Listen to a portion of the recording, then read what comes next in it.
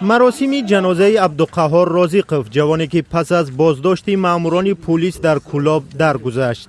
او را روز 4 ینور در آرامگاه تماشاطیفه کلاب به خاک سپردند.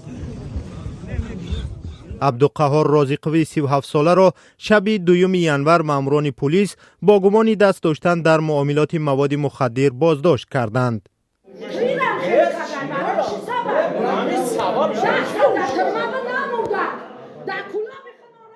نزدیکانش دست داشتن او در فروش مواد مخدر را تهمت می‌نامند و میگویند او بر اثر شکنجه فوتیده است. وزارت کارهای داخلی تاجیکستان سبب مرگ او را استعمالی از حد بیش مواد مخدر نامید. روز 3 ینور ده‌ها ساکن کلاب نزد سردخانه اعتراض کردند و از مقامات خواستند عاملان مرگ او را بازداشت کنند. مقامات گفتند که 3 میلیسه را بازداشت کردند ولی هنوز عیبی نسبت به آنها اعلان نشده است.